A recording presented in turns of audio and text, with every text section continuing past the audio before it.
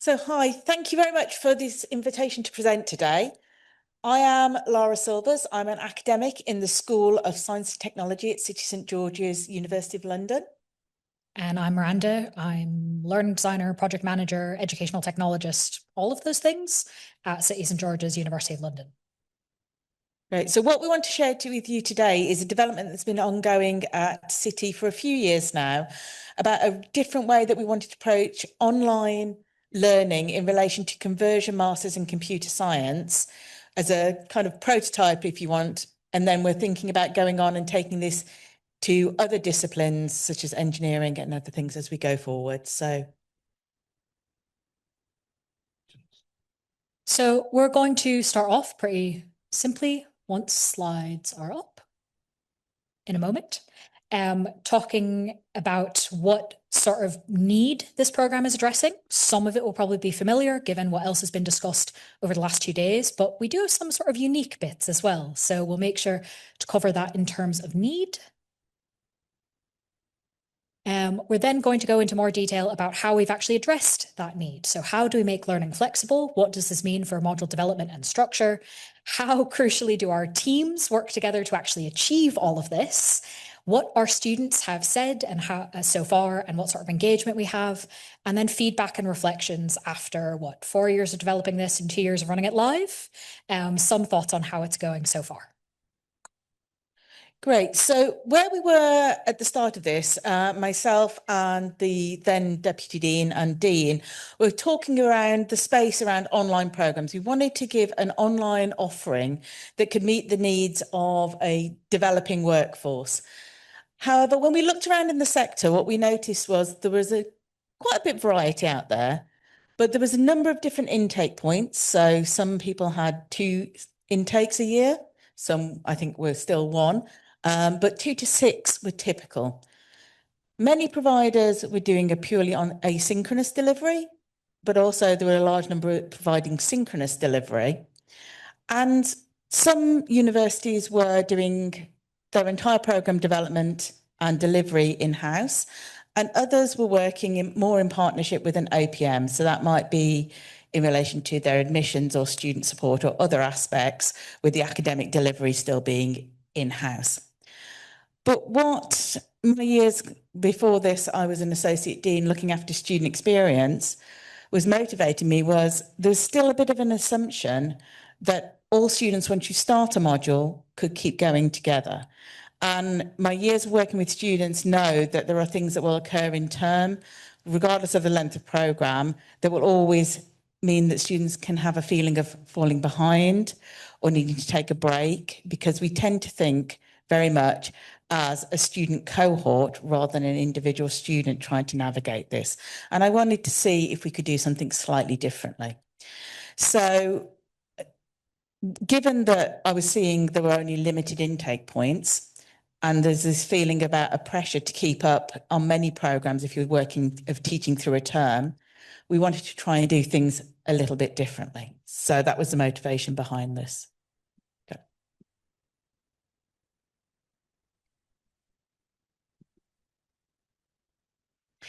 So we wanted to go down a different road. We wanted to go down a student-based rather than a cohort-based model. What does this mean for us? Well, our modules run all year round. We don't have a term. For our multiple conversion degrees, so we're currently running 5 MSCs, and there's going to be a growing number coming on over the next few months. We have 365 intake points a year. So part of what this is if you realise you have a skill need or you need to start your learning journey today, you can. You don't have to wait till September or the next intake point. We also give quite a lot of flexibility within our programme so that students can go at a slightly slower or a slightly faster pace if that is what they need at any given point. Because we all know life tends to throw up things at times. That means we need to take a slightly slower point or a slightly faster point given other circumstances. So the orientation module Miranda will cover in a minute, but we have a consistent approach for our VLE because we're very much, so our VLE is Canvas. And we are mindful that we want these students in an online, purely asynchronous way to have a smoother journey as possible. And so our module content and structure is very much templated so that students have a familiarity from the minute that they start on their module. Unlike many programs out there that will have a standard assessment pattern of a main attempt and one resit, for our programs, we actually have up to 8 assessment points of a year. And students, even to build into the flexibility module that we have, our students can actually choose to pull their assessment forward or push it back if they need to, in a simple, easy manner. So this gives them extra control over their journey, their ability to engage, and their ability to succeed. And in our module, they can move on to the next module in our pipeline at a point when they've completed their learning. So they may not have completed their assessment. They can start their next learning for the module while they're waiting for an assessment if that works better for them. They can do multiple learning of modules at the same point. So we've had one student might need for their work base to start their next learning for their next module. And that's all facilitated in our module. So the key here is ensuring that students all get the same information regardless of when they start and regardless of what pace they're going at. So we have situations, because it's a conversion course, where students are coming into our very first module, Introduction to Programming, and have no idea what's going on and need a lot more than 8 weeks to get to grips with Python, for instance. We also have students coming into the conversion course who are already IT professionals. They code in Python all the time. They don't want to spend 8 weeks doing that. They want to move really quickly and get to the other modules. But everyone needs to start in the same place so that they know whichever pace they choose to go at, how it's all going to work. And that's where the orientation module comes in.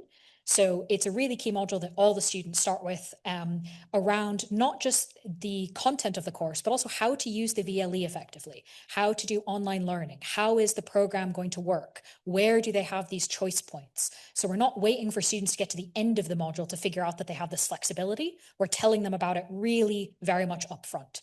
Similarly, things like how discussion forums work. This is a fully asynchronous program. So it's not the case where we're expecting students to all sign in at 8 p.m. and all have a chat. And again, that's something they understand upfront and therefore can plan their time, their commitment, their needs accordingly. Same with accessing readings or other materials, how assessments and reasonable adjustments work, university policy. All of that is explicitly explained to students right at the beginning. So no matter what 365-day they start with, everyone gets the exact same information at their own pace to make it work best for them.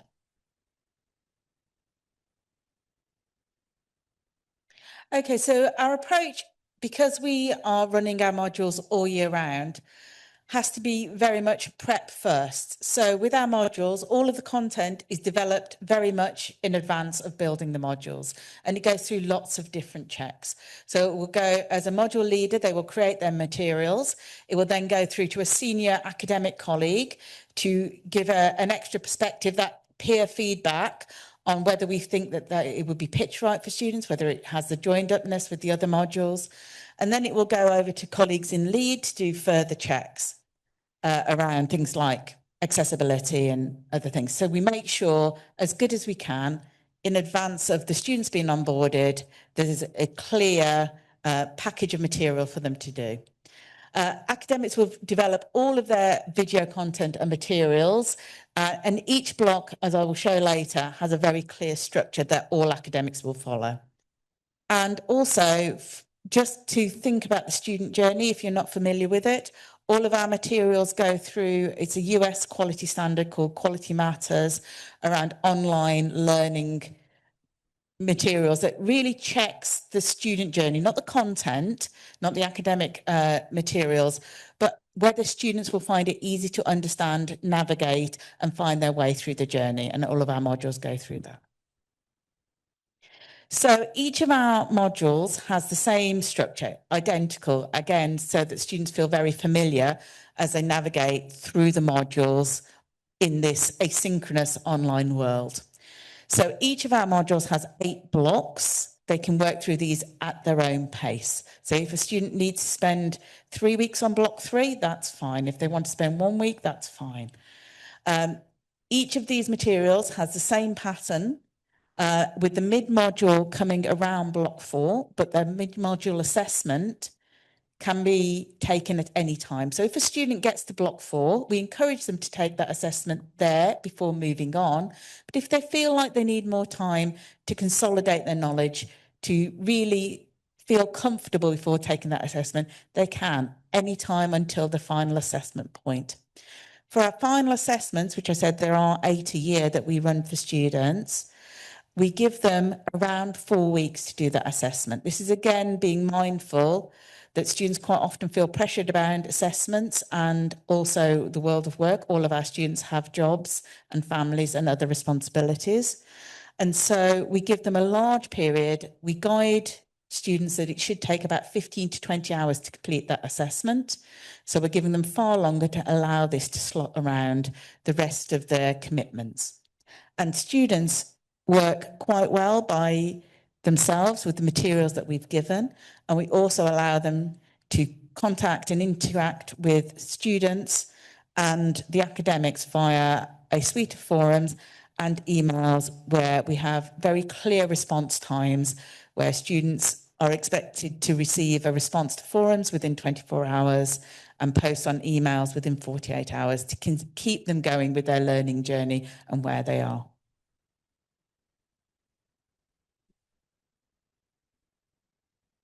So obviously to make all of this happen requires the efforts of far more than just one person. So we have sort of a big team with sort of 3 sub-teams within it. So we have obviously the academics, which at the moment Lara takes the lead on, thankfully.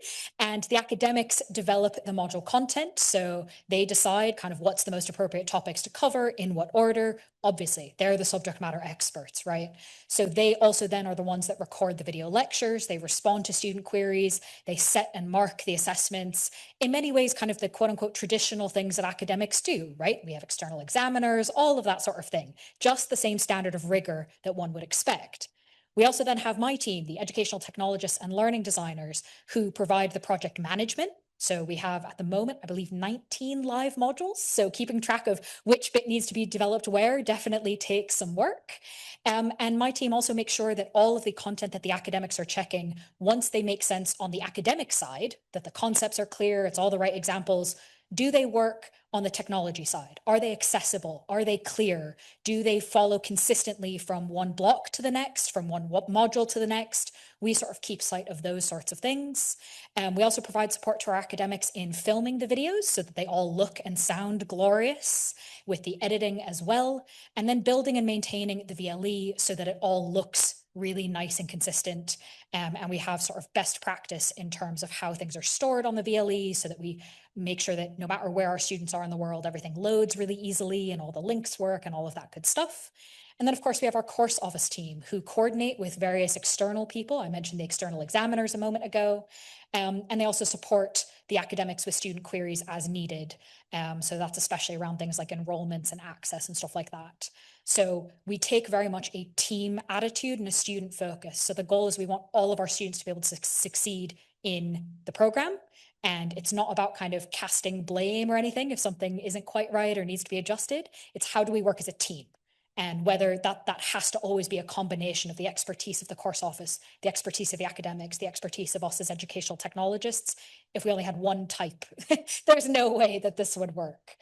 And then very practically, how do we make all this coordination happen? We do not have one big monthly meeting. We don't even have one big weekly meeting. We are constantly in communication on Teams, Lara and I, all day, every day. I know we've got at least one of our lecturers on the call right now. Ronak's here.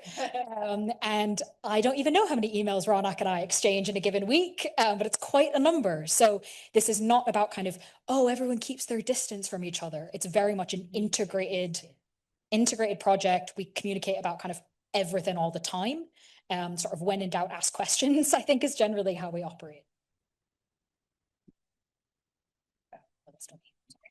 So I wanted to talk a bit more about accessibility because, as I said, this is a really strong priority that's led by us as educational technologists, but again, not something we could do kind of without the entire rest of the team. So this means that academics use style guides and slide templates that are standard across the entire program. So whether they're teaching cloud or databases or machine learning or whatever, we have the same templates, which have obviously been checked goodness knows how many times for accessibility. This means that we have trained our academics in how this works and worked with them to ensure that their subject matter expertise comes through with accessibility. Obviously, computer science and maths have some specific needs when it comes to things like alt text or code. So how does that actually work? Has been something we've developed using some built-in tools, but also going beyond that as well. And this, of course, means that we need to communicate with students too. It's not enough if we know the materials are accessible, but we've never actually told students how to make best use of the materials. So this goes back to what I was saying on the orientation module, and actually on all of our modules, really detailed and explicit information to students about accessing captions, about accessing alternative formats, about being able to predict time, about knowing what to expect. That's also really important that that's built in for us as clear instructions to all of our students across the VLE.